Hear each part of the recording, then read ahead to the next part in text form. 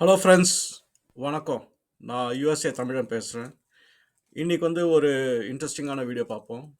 User குபைப் Khan அவர் hypersonic flow பற்றி பேச சொல்லியிருக்காரு. அது எப்படி ஒர்க் பண்ணுது அப்படின்னு கொஞ்சம் நம்ம அதை பற்றி டிஸ்கஸ் பண்ணுவோம். எப்படி சிம்பிளாக அப்ரோச் பண்ண முடியுமா பண்ணலாம். அதுக்காக நான் இந்த பிளாஸ்டிக் கவர்லாம் எடுத்துன்னு வந்திருக்கேன். பார்க்கலாம் இதை வச்சு எப்படி நம்ம கிரியேட் பண்ண முடியும் அந்த கான்வர்சேஷன்னு. அப்புறம் ஒரு பணிவான வேண்டுகோள். நேற்று மட்டுமே எல்லாருமே என்னோட வீடியோஸை ஒரு 8,000 பீப்புள் கிட்ட பார்த்துருக்கீங்க. ரொம்ப நன்றி. புதுசாக பார்க்குறவங்க கண்டிப்பாக சப்ஸ்கிரைப் பண்ணுங்கள். அப்புறம் ஏற்கனவே சப்ஸ்கிரைப் ஆனவங்க உங்கள் ஃப்ரெண்ட்ஸ்க்கு சப்ஸ்கிரைப் பண்ணுங்கன்னு சொல்லுங்கள். எனக்கு கொஞ்சம் ஹெல்ப்ஃபுல்லாக இருக்கும். இன்னும் நிறைய பீப்புளுக்கு இது ரீச் ஆகும் இந்த வீடியோஸ். அதுதான் எண்ணம். சரி, நம்ம இப்போ ஹைப்பர்சானிக் பற்றி பேசலாங்களா? வீடியோக்குள்ளே போகலாங்களா? ஓகே.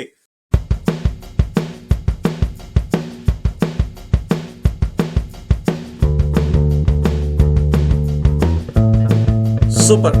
இப்போ நம்ம டிஸ்கஷனுக்குள்ளார போகலாம். நம்ம பேச போகிற டாபிக் இந்த ஹைப்பர்சானிக் அதை பற்றி. இது pretty இது ஏரோ டைனமிக்ஸில் விழும் இந்த சப்ஜெக்ட். ஆனால் மோஸ்ட் ஆஃப் த இன்ஜினியரிங் டிசிப்ளினில் ஏதோ ஒரு கோர்ஸ் மாதிரி வந்துடும் இந்த ஏரோ டைனமிக்ஸ் கோர்ஸு. ஆனால் இதை பற்றி டிஸ்கஸ் பண்ணுறது கொஞ்சம் பெட்டர் தான். சரி, இது நம்ம கொஞ்சம் திங்ஸ் நம்ம எஸ்டாப்ளிஷ் பண்ணால் நம்ம ஹைப்பர்சானிக் வரைக்கும் போகிறது உங்களுக்கு கொஞ்சம் புரிஞ்சிடும்னு நினைக்கிறேன். அப்புறம் நான் எவ்வளோ முடியுமோ அவ்வளோ சிம்பிளாக எக்ஸ்பிளைன் பண்ணுறேன். இது ரொம்ப காம்ப்ளெக்ஸான டாபிக். சரிங்களா? சரி, முதல்ல என்னென்னா, நம்ம ஃபிசிக்கலாக ஒரு இடத்துக்கு போகிறோம் அப்படின்னா நம்ம நடந்து போகிறோம், இல்லை ஏர் ட்ராவல் பண்ணுறோம் அப்படிங்களா? மோஸ்ட்லி இப்போல்லாம் ஏர் ட்ராவல் காமன் ஆச்சு. ஸோ ஏர் ட்ராவல் போகும்போது என்ன ஆகுது அப்படின்னா, நம்ம ஒரு நம்மளை மீறி ஒரு எக்ஸ்ட்ராடினரி ஸ்பீடில் நம்ம போகிறோம். சரிங்களா? ஆனால் அந்த ஸ்பீடு போகும்போது என்ன நடக்குது அப்படிங்கிறது நீங்கள் அதை புரிஞ்சுக்கணும். அதுக்கு எக்ஸாம்பிள் நான் சொல்கிறேன். இப்போ ஒரு ஃப்ளைட் பறக்குது அப்படின்னா, இப்போ இந்த பிளாஸ்டிக் கவர் எடுத்துவோம். சரிங்களா? இந்த பிளாஸ்டிக் கவர் என்னன்னா, இதுதான் இது ஸ்கைன்னு வச்சுக்கோங்க. இது பிளாஸ்டிக் கவர் ஒரு திரை மாதிரி, இன்விசிபிள் திரை இருக்கு. ஒரு ஃப்ளைட் போகும்போது ஒரு இன்விசிபிள் திரை இருக்கு. அந்த இன்விசிபிள் திரை என்னன்னா அட்மாஸ்பியர். சரிங்களா? அட்மாஸ்பியரில் என்ன இருக்குது? காற்று இருக்குது. சரிங்களா? ஸோ இந்த இன்விசிபிள் திரை ஃப்ளைட் போக போக இருந்துக்கிட்டே இருக்கும். ஸோ அது என்லெஸ், அது போயிட்டே இருக்கும். ஸோ இப்போ ஃப்ளைட்டு போகும்போது என்ன ஆகுனா, நம்ம இப்போ இதுதான் ஃப்ளைட் அப்படின்னு வச்சுன்னா, இப்போ இப்படி போகும்போது இது அப்படியே ப்ரெஷர் கொடுக்கும் அந்த ஏர் மாலிகூல்ஸ்க்கு. ஸோ அந்த ஏர் மாலிகூல்ஸ் கம்ப்ரஸ் ஆகும், கொஞ்சம் கம்ப்ரஸ் ஆகும். ஸோ அந்த கம்ப்ரஸ் ஆகிற டைமில் நம்ம ஏற்கனவே ஒரு வீடியோ நம்ம பார்த்துருக்கோம். அந்த கம்ப்ரஸ் பண்ணால் ஏர் என்ன எஃபெக்ட் ஆகும்னு. அந்த வீடியோனா நான் லிங்க் போடுறேன். அது ஏர் கம்ப்ரஸர் பற்றி. ஸோ ஒரு டைம் நீங்கள் ஏரை கம்ப்ரஸ் பண்ணிங்கன்னா உங்களுக்கு அவுட்கம் என்னென்னா, கம்ப்ரெஷன் மட்டும் இல்லாமல் ஹீட்டும் ஜென்ரேட் ஆகும். சரிங்களா? ஏன்னா நீங்கள் ஒரு ஏரை ஒரு சர்டன் லிமிட்டேஷன்ஸ்குள்ளார போட்டுறீங்க. ஆனால் பை ப்ராடக்ட் ஹீட். சரிங்களா? இப்போ ஃப்ளைட் நார்மலாக நம்ம க்ரூசிங் ஆல்டிடியூடில் போகும்போது ஸ்பீடாக ஒரு 500 மைல்ஸில் போகுது அப்படின்னு வச்சுக்கலாமே. போகும்போது இந்த ஏரை புஷ் பண்ணிக்கிட்டே இருக்கும். அது கம்ப்ரஸ் பண்ணிக்கிட்டே இருக்கும். ஆனால் ஏன்னா ஒரு இன்ஜினியரிங் ஃபீட் பண்ணியிருக்காங்க அப்படின்னா, அந்த ஏர் ஃபாயில் இது சப்போர்ட் பண்ணுற மாதிரி பண்ணியிருக்காங்க. ஸோ அது அந்த ஏர் கம்ப்ரஸ் ஆனாலும் அது வழி விடும். சரிங்களா? இப்போ இது எப்படி நீங்கள் பார்க்கலாம் அப்படின்னா, வானத்தில் நீங்கள் நிறைய டைம் பார்த்துருக்கீங்க. இந்த பறவைலாம் பறந்து போகும். சரிங்களா? பறந்து போகும்போது எப்பயுமே ரேண்டமாக இருக்காது. ஒரு ஷேப்பில் தான் அது பறந்து போகும். அந்த ஷேப் பார்த்தீங்கன்னா எக்ஸாக்டாக ஒரு ஏர்பிளேன் ஷேப்பில் தான் இருக்கும். வி ஷேப்பில் தான் இருக்கும். ஃபஸ்ட்டு ஒரு பறவை போகும். அதுக்கு பின்னாடி 2, 3 பறவை அப்படியே அரேஞ்ச் ஆகிருக்கும். அப்படி பார்த்தீங்கன்னா நீங்கள் ஒரு வி மாதிரி வரைஞ்சிடலாம். அது ஏன் அந்த மாதிரி போயிடுதுன்னா, அது சேம் கான்செப்ட் தான். ஏன்னா முதல்ல போகிற பறவை ஏரை தள்ளி விடும், ப்ரெஷர் கொடுத்து தள்ளி விடும். அந்த ஏர் என்ன ஆகுனா, கம்ப்ரஸ் ஆகி வெளியில் டிஸ்போஸ் ஆகும். பின்னாடி வரவங்களுக்கு அதுக்கு லிஃப்ட் கிடைக்கும் அதில். அதனால் வர பின்னாடி வர பேர்ட்ஸ் எல்லாமே அதுக்கு ஃப்ரீ லிஃப்ட். ஸோ அப்புறம் என்ன பண்ணால் பேர்ட்ஸ் பொசிஷனை சேஞ்ச் பண்ணி ஒன்று லீட் ஆகும். இந்த மாதிரி போயிட்டே இருக்கும். ஸோ அதனோட ஜேர்னி. இப்போ இதுதான் நார்மல் ஃப்ளைட்டில் ஏரோடைனமிக்ஸில் போகுது. அந்த ஏர் ஃப்ளோ நம்ம யூஸ் பண்ணி நம்ம லிஃப்ட்டை கிரியேட் பண்ணுறோம். சரிங்களா? இப்போ என்னென்னா, நம்ம இன்வென்ஷன்ஸில் நெக்ஸ்ட் ஸ்டெப் பண்ணோம். அதில் என்னென்னா சூப்பர்சானிக் ஸ்பீட் அப்படின்னு ஒன்று நம்ம அச்சீவ் பண்ணோம். சூப்பர்சானிக் ஸ்பீட் என்னென்னா, எந்த ஸ்பீடில் நீங்கள் போகிறீங்களோ அந்த ஸ்பீட் சவுண்டு ஸ்பீடோட எக்ஸீட் ஆச்சுன்னா அது சூப்பர்சானிக் ஸ்பீட். சவுண்டு வந்து என்னன்னா, அது மாக் 1 அப்படின்னுவாங்க. ஸோ சவுண்டோட ஸ்பீட் வந்து பார்த்தீங்கன்னா, ஈஸியா ரிமெம்பர் பண்ணிக்கலாம். 1, 2, 3, 4 அப்படின்னு ஞாபகம் வச்சுக்கங்க. ஏன்னா, அது 1234 கிலோமீட்டர்ஸ். அதுதான் வந்து பெர் பெர் ஹவர். அதுதான் வந்து சவுண்டோட ஸ்பீடு. மைல்ஸ்ல சொல்லணும்னா 761 நினைக்கிறேன் மைல்ஸ். ஸோ அந்த ஸ்பீடுக்கு நீங்க எக்ஸீட் பண்ணிட்டீங்கன்னா, அது வந்து மாக் 1. சரிங்களா? ஸோ மாக் 1 ஒன்ஸ் ஹிட் ஆயிடுச்சு அப்படின்னா, அது சூப்பர் சானிக். இப்போ நம்ம நார்மலா போறதுக்கு சூப்பர் சானிக் ஜோன்ல என்டர் ஆகுறதுக்கும் ஒரு பெரிய வித்தியாசம் இருக்கு. இது எப்படி நீங்க பார்க்கணும்னா, இப்போ வந்து இதே பிளாஸ்டிக் ரேப்பரை வந்து நம்ம வந்து வச்சுக்கலாம். சரிங்களா? இப்போ வந்து இதுதான் வந்து சவுண்ட் வேவ். நம்ம வந்து சவுண்ட் வந்து ஃபாஸ்டா போறதுனால வந்து இப்போ ஃப்ளைட் போகுது. இது சவுண்ட் ஃபாஸ்டா போகுது. சரிங்களா? ஆனா ஒரு பாயிண்ட்ல வந்து சூப்பர் சானிக் ஸ்பீட்ல வந்து ஃப்ளைட் கேட்ச் அப் ஆயிடும். சவுண்டும் ஃப்ளைட்டும் சேமா போயிட்டே இருக்கும். ஒரே ஸ்பீட்ல போயிட்டு இருக்கும். மாக் 1 கிராஸ் பண்ணும்போது என்ன ஆகும்னா, ஃப்ளைட் வந்து இந்த பிளாஸ்டிக் கவரை கிழிச்சிட்டு வெளியில போகும். அப்படி கிழிக்கும் போது என்ன ஆகும்னா, நீங்களே தெரியும். நீங்க வேணா உங்க வீட்ல ட்ரை பண்ணி பாருங்க. இப்படி கிழிக்கும் போது இப்படி வரும். அப்ப பார்த்தீங்கன்னா, ஃபைனலா வந்து ஒரு சவுண்ட் ஒண்ணு வரும். ஒரு பாப் சவுண்ட் ஒண்ணு வரும். நீங்க பிளாஸ்டிக் கவர்ல ட்ரை பண்ணீங்கன்னா, அதே மாரி ஒரு பாப் சவுண்ட் வந்து வானத்துல நடக்கும். அது பேர் வந்து சானிக் பூம். சரிங்களா? ஏன்னா, இப்ப வந்து நம்ம பிசிக்கலா பிளாஸ்டிக் கவர்ல வந்து உங்களால இந்த மாரி ரொம்ப பிரஸ் பண்ணீங்கன்னா, உங்களுக்கு வந்து அந்த பாப்பிங் சவுண்ட் வந்து வரும். ஸோ நீங்க அதெல்லாம் ட்ரை பண்ணி பாருங்க. ஸோ இந்த சானிக் பூம் வந்து கிரியேட் ஆகுறதுக்கு மெயின் ரீசனே வந்துன்னா, போற ஸ்பீட் வந்து நீங்க வந்து அந்த சவுண்ட் டிராவல் அந்த ஏர் பிரஷரை வந்து நீங்க வந்து உடைச்சிடுறீங்க. அந்த ஏர் பிரஷர் அரேஞ்ச்மெண்ட்டை வந்து நம்ம பறவை எக்ஸாம்பிள் எடுங்க. ஏர் பிரஷர் வந்து கிழியும்போது அழகா அது வந்து ஏர் ஃபாயில் ஸ்டைல்ல வந்து டிஸ்பர்ஸ் ஆகும். இப்போ வந்து என்னன்னா நீங்க வந்து எக்ஸீட் ஆயிடுறீங்க. அதனால அது வந்து சானிக் பூம் ஆகும். ஸோ இது தான் சூப்பர் சானிக் ஸ்பீட்ல போகும். இப்போ இதனோட சைடு எஃபெக்ட்ஸ் என்ன அப்படின்னா, அகைன் ஏர் கம்ப்ரஸருக்கு நீங்க போகணும். ஒரு ஏரை நீங்க கம்ப்ரஸ் பண்ணீங்கன்னா சைடு எஃபெக்ட் வந்து ஹீட். இதே தான் வந்து என்னன்னா, நீங்க சூப்பர் சானிக்ல போகும்போது நீங்க வந்து இன்னொரு லெவல் எடுத்துட்டு போறீங்க. அவ்வளோதான். ஸோ நீங்க சானிக் பூம் கிரியேட் பண்றது வந்து என்னன்னா, நம்ம வந்து அந்த சவுண்ட் பேரியரை தாண்டி போயிடுறோம். ஆனா, இதனோட பை ப்ராடக்ட் வந்து இன்டென்ஸ் ஹீட். ஸோ இப்போ வந்து ஒரு ஏர்பிளைன் வந்து அந்த ஸ்பீட்ல போகணும் அப்படின்னா, ஒரு சாதாரணமான ஒரு மெட்டீரியல்ல போனீங்க அப்படின்னா, அது சுக்குநூறா உடைஞ்சிரும். அதனால வந்து என்னன்னா, அந்த அலுமினியம் அதெல்லாம் வச்சு ரீஎன்ஃபோர்ஸ் பண்ணி தான் வந்து அனுப்புவாங்க. ஸோ அந்த சானிக் பூம் இருந்தாலும் வந்து, அதனால வந்து சர்வைவ் ஆக முடியும். ஏன்னா, அந்த ஹீட் பார்த்தீங்கன்னா, ஆல்மோஸ்ட் 500, 600 டிகிரிஸ் கூட இருக்கலாம். இப்போ இந்த சானிக் பூம் தாண்டி அ ஒரு ஏர்கிராஃப்ட் போது அப்படின்னா, அதனோட ஏரோடைனமிக்ஸ் ப்ராப்பர்ட்டீஸ் எல்லாம் சேஞ்ச் ஆயிடும்.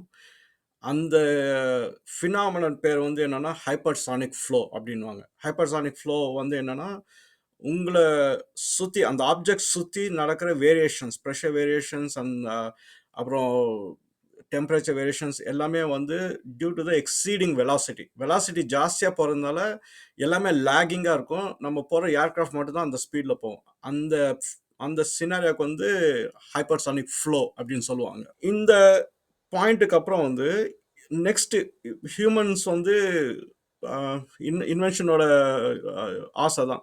ஸோ மார்க் 1லேருந்து மார்க் 2 போய் மார்க் 3 போய் இப்போ மார்க் 5 வரைக்கும் வந்துட்டாங்க. சரிங்களா? இப்போ வந்து என்னன்னா, இந்த ஹியூமன்ஸ் டிராவல் பண்ற ஃப்ளைட்ல வந்து ஒரே ஒரு ஃப்ளைட் தான் இந்த மார்க் 1 பேரியர் உடைச்சது. அது வந்து நம்மளோட கான்கோர்ட். அந்த கான்கோர்ட் வந்து 2.5 மார்க்ஸ் வரைக்கும் போயிருக்கு. ஆனா அந்த ஃப்ளைட் வந்து நிறுத்திட்டாங்க. ஸோ அதுதான் வந்து ஹியூமன்ஸ் கம்பேட்டபிள் ஏர்பிளேன். அந்த ஏர்பிளேன் வந்து ஸ்பெஷலா வந்து டிசைன் பண்ணதால வந்து நம்ம வந்து அந்த மார்க் ஸ்பீட்ல வந்து நம்ம டிராவல் பண்ண முடியும். சரி. இப்போ வந்து என்னன்னா, இப்போ மிலிட்டரி ஏர்கிராஃப்ட்ஸ் வந்து அவங்க வந்து ஒரே ஒரு ஆள் தான் இருப்பாங்க. மிலிட்டரி ஏர்கிராஃப்ட்ஸ்ல 2 பைலட் மேக்ஸிமம். அவ்வளோதான். அதுக்கு மேல வந்து யாருமே இல்லாதனால வந்து அந்த என்டையர் ஸ்ட்ரக்சரே வந்து இந்த ஸ்பீடுக்காக தான் பண்ணது. அப்புறம் அந்த பிரஷர் அண்ட் டெம்பரேச்சர் சஸ்டெய்னபிலிட்டிக்காக தான் அந்த ஏர்கிராஃப்ட் வந்து டிசைன் பண்ணியிருக்காங்க. இப்போ ஹைப்பர்சானிக். இப்போ ஹைப்பர்சானிக் போகும்போது என்னன்னா, நம்ம வந்து எப்போ வந்து நம்ம மார்க் 5 தொடுறோமோ, அப்போ வந்து அது கிரேட்டர் ஆயிடும். மார்க் 5க்கு மேல போனா அது வந்து ஹைப்பர்சானிக் ஸ்பீடு. இப்போ ஹைப்பர்சானிக் ஸ்பீட் போகும்போது என்னன்னா, இந்த ஏர் டைனமிக்ஸ் வந்து கம்ப்ளீட்டாவே டிஃப்ரெண்ட்டா பிஹேவ் பண்ணும். இப்படி யோசிச்சு பாருங்க. சரிங்களா? இப்போ நீங்க ஒரு சைக்கிள்ல போயிட்டுருக்கீங்க. சரிங்களா? ஒரு டவுன் ஹில் வருது. சரிங்களா? நீங்க சாதாரணமா போம்போது உங்களால வளைக்க முடியும் ஈஸியா. இப்ப டவுன் ஹில் போம்போது உங்க ஸ்பீடு ஜாஸ்தியாயிடும். ஸ்பீட் ஜாஸ்தி ஆக ஆக என்னன்னா, உங்களால டர்ன் எடுக்க முடியாது. ஏன்னா, நீங்க ஒரு சின்ன ஒரு கரெக்ஷன் பண்ணாலும் அது பெரிய டர்னா மாறிடும். இதே தான் வந்து ஹைப்பர்சானிக்ல வந்து ஒரு ரொம்ப மைனர் சேஞ்ச் பண்ணாலும் ஒரு பெரிய கரெக்ஷன் மாதிரி ஆயிடும் அது. சூப்பர் சானிக்லயும் அதே பிரச்சனை தான். ஆனா சூப்பர் சானிக் வந்து கொஞ்சம் பெட்டர். ஸோ அது வந்து என்னன்னா பைலட்ஸ் வந்து ட்ரெயின் ஆயிட்டாங்க. ஆனா ஹைப்பர் சானிக் வந்து பைலட்ஸ் வந்து ட்ரெயின் ஆகல. ஸோ அந்த கரெக்ஷன் வந்து என்னன்னா மேசிவ் சேஞ்ச்.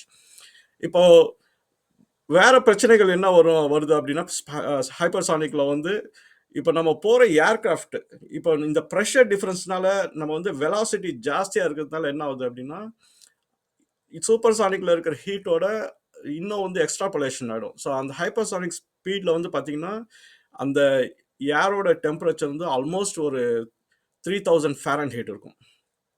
3000 ஃபாரன்ஹீட்னு பார்த்தீங்கன்னா மோஸ்ட்லி அலுமினியம் மெல்ட் ஆகிடும். சரிங்களா? இப்போ ஹைப்பர்சானிக் ஸ்பீடில் போனீங்கன்னா அந்த ஃப்ளைட்டே இருக்காது. அது வந்து அங்கேயே கரியாயிடும். அடுத்த ஆப்ஷன் வந்து டைட்டானியம் மெட்டல். ஸோ டைட்டானியம் வந்து கொஞ்சம் தாக்கு பிடிக்கலாம். ஆனால் அதையும் ரீஎன்ஃபோர்ஸ் பண்ணி தான் அனுப்பணும். இல்லாட்டி போர்ட்சலைன் டைல்ஸ்லாம் வச்சு தான் அனுப்பணும். அதுதான் வந்து ராக்கெட்டில் வந்து போட்டு அனுப்புகிறாங்க. ஸோ அப்படி தியரி வைஸ் பார்த்தா ஹைப்பர்சானிக் ஃப்ளைட் வந்து பாசிபிள் மாதிரி இருக்கு. ஆனால் வந்து ப்ராக்டிக்கலி பார்த்தா அப்படின்னா அந்த ஃப்ளைட்டோட ஏரோடைனமிக்லி வந்து அது பாசிபிள் வந்து கம்மி தான். ஏன்னா பிகாஸ் ஆஃப் அந்த டெம்பரேச்சர் அண்ட் ப்ரெஷர்ஸ் வந்து நம்ம சஸ்டெயின் பண்ண முடியாது. ஸோ இப்போதைக்கு வந்து ஹைப்பர்சானிக் வந்து நம்ம மிசைல்ஸில் மட்டும்தான் வந்து யூஸ் பண்ணிட்டு இருக்காங்க. அந்த மிசைல்ஸ் வந்து கான்டினென்ட் டு கான்டினென்ட் போகிற அந்த ஸ்பீடு அதுதான் வந்து ஹைப்பர்சானிக்காக இப்போ யூஸ்ஃபுல்லாக இருக்குது. அதுக்கு வந்து அவ்வளோ கரெக்ஷன் தேவையில்லை. ஸோ இங்கே .8 to .8 போட்டால் போயிட்டு அது ஸ்ட்ரைக் பண்ண அந்த டார்கெட்டை. ஸோ அந்த அப்ளிகேஷன் விட்டுட்டு ஹைப்பர்சானிக் ஸ்பீடு வந்து இன்னும் மற்ற அப்ளிகேஷன்ஸில் இல்லை. சரி, நம்ம வந்து மறுபடியும் ஆரம்பத்தில் வரலாம். சரிங்களா? இப்போ வந்து இந்த ஸ்பீட் வேரியேஷன்ஸில் வந்து உங்களுக்கு என்ன ஞாபகம் இருக்கணும் அப்படின்னா ஒன்று நீங்கள் வந்து நீங்கள் காற்றை வந்து நீங்கள் கிழிச்சிட்டு போகிறதுனால வந்து உங்களுக்கு வந்து கண்டிப்பாக வந்து you are changing the pressure. சரிங்களா? ப்ரெஷர் சேஞ்ச் ஆயிடுச்சு அப்படின்னா என்ன ஆகும்? டெம்பரேச்சர் இன்க்ரீஸ் ஆகிடும். சரிங்களா? அந்த ரிலேஷன்ஷிப் நல்லா வச்சுக்கோங்க. சரிங்களா? ஸ்பீடு போக போக வந்து வெலாசிட்டி இன்க்ரீஸ் ஆகும். வெலாசிட்டி இன்க்ரீஸ் ஆனால் ப்ரெஷர் இன்க்ரீஸ் ஆகும். ப்ரெஷர் இன்க்ரீஸ் ஆனால் டெம்பரேச்சர் இன்க்ரீஸ் ஆகும். சரிங்களா? சரி, ஒரு வெலாசிட்டி வந்து எக்ஸீட் ஆயிடுச்சு அப்படின்னா நம்ம சவுண்ட் பேரியரை கிராஸ் பண்ணிடுவோம். அதுதான் வந்து சூப்பர் சானிக் ஃப்ளைட். இப்போ சவுண்ட் பேரியரை கிராஸ் பண்ணியாச்சு அப்படின்னா உங்களுக்கு வந்து இம்மிடியட்டாக வந்து அந்த ப்ரெஷர் டிஃப்ரென்ஸில் வந்து ஒரு சானிக் பூம் ஒன்று கிரியேட் ஆகிடும். ஓகேங்களா? ஸோ அது வந்து நம்ம அந்த பிளாஸ்டிக் கவர் வச்சு பார்த்தோம். ஒரு பாயிண்ட்ல வந்து நீங்கள் அந்த ஏன்னா ரெசிஸ்டண்ட்டை வந்து ரெசிஸ்டன்ஸை நீங்கள் ஓவர் கம் பண்ணிடுறீங்க. ஸோ அதுக்கப்புறம் வந்து என்னன்னா நீங்கள் ஹைப்பர்சானிக் போகும்போது எல்லா பேராமீட்டர்ஸும் இன்க்ரீஸ் ஆகும். ஸோ அதனால் வந்து என்னென்னா நம்ம போகிற ஏர்கிராஃப்ட் வந்து கொஞ்சம் வந்து பில்ட் பண்ணுறதுக்கு அந்த கேப்பபிலிட்டி இருக்கணும். இன்னொரு வகையில் நீங்கள் எப்படி பார்க்கலாம் அப்படின்னா இப்போ நீங்கள் வந்து ஒரு போட்டில் போயிட்டு இருக்கீங்கன்னு வச்சுங்களேன். இப்போ போட்டில் நீங்கள் ஃப்ரண்ட்டில் இருக்கீங்க. இதை விஷுவலைஸ் பண்ணி பார்க்கணும்னா அது ஈஸியாக பண்ண முடியும். இப்போ போட்டுக்கு போயிட்டு நீங்கள் ஃப்ரண்ட்டில் நின்றுட்டு பார்த்தீங்க அப்படின்னா அந்த வேவ்ஸ் வந்து எப்படி வந்து டேர் பண்ணிட்டு போகுதுன்னு பாருங்கள்.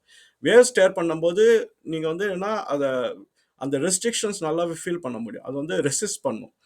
அந்த வேவை டேர் பண்ணும்போது அந்த வேவ் என்ன பண்ணால் மற்ற வேவ்ஸை புஷ் பண்ணும். புஷ் பண்ணி போய் அந்த ப்ரெஷரை வந்து கிரியேட் பண்ணும். ஆனால் போட்டில் என்ஜின் வந்து ஃபார்வர்டாக போகிறதுனால வந்து போட் வந்து ஸ்ட்ரைட்டாக போயிடும். சரிங்களா?